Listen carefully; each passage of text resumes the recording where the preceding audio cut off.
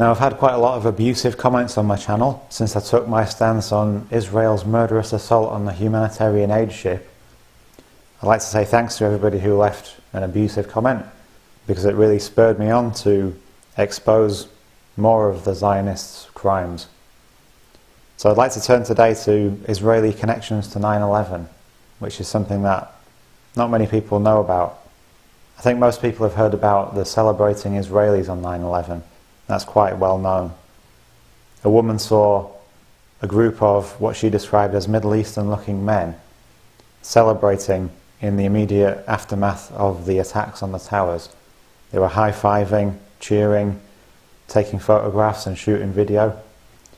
Now, these people were apprehended shortly after the attacks by armed police because they didn't want to, they were trying to resist arrest basically. And the police found in their van things such as maps of New York with highlighted areas, and also a sock full of thousands of dollars of cash, things like this. Anyway, these people were taken into custody and interrogated for weeks in some cases. They underwent lie detector tests which they failed, and which suggested very strongly that this group of people were engaged in spying activities. They were Israeli spies who were keeping the US under surveillance, and who seemed to have some knowledge of the plot, because why else would they be in that location on the New Jersey waterfront documenting what happened when the planes hit the towers, unless they knew something was going to happen. Now, this idea was given added weight when 3 of the guys appeared on Israeli television after they'd been flown back to Israel. There was lots of political pressure from high up in the US and Israel to let these guys go, so they went back to the US. They appeared on television, and one of them said that they were there to document the events of 9/11. So why would that be unless they had prior knowledge? Another very suspicious thing is that the company they were working for, which is believed to be a front company for Mossad, called Urban Moving Systems Limited, the owner of this front company fled back to Israel the day after one of his properties was raided by the police, and he was never seen again. And his name was actually added to the list, the FBI list of people wanted in connection with 9/11. So yeah, they're celebrating Israelis, but that's really just the tip of the iceberg, because there weren't only 5 Israelis arrested around this time. In fact, in the months leading up to the 9/11 attacks, 120 Israeli spies were detained by the US, and dozens more were detained after the attacks. So there was a huge spy network operating in the US. In fact, these spies were pretending to be Israeli art students. They were trying to penetrate various government facilities, including the Defense Department.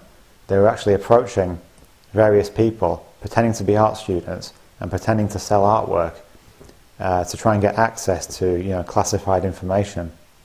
But the really startling thing about this Israeli spy network is that they were operating in exactly the same locations as the alleged 9/11 hijackers. In fact, 6 of the key urban areas where the 9/11 hijackers were allegedly plotting and planning their attacks was where the Israeli spies were also based, to the extent that there was a spy even living on the same street that Mohammed Atta was living in. Some of the key locations were Hollywood, Florida, and also a couple of counties in New Jersey, Bergen, and another one whose name escapes me.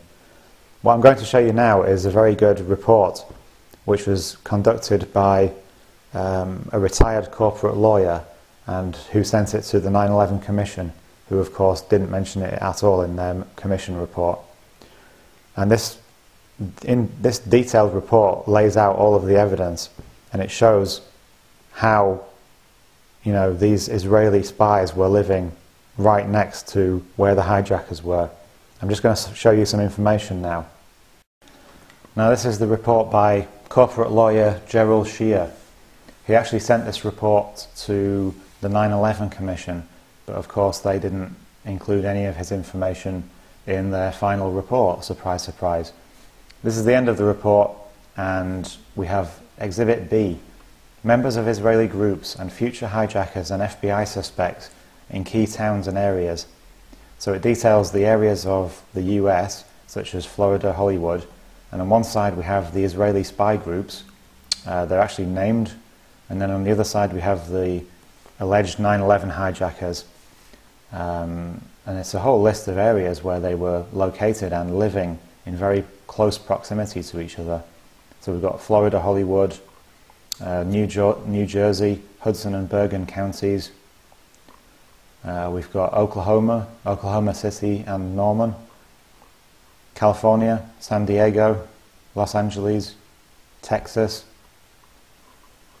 and there's some more spies who are in Dallas. And it's strongly believed that the Israeli spies were obviously monitoring the 9/11 hijackers. And if that's the case, then, why didn't they pass on that detailed information to the US authorities?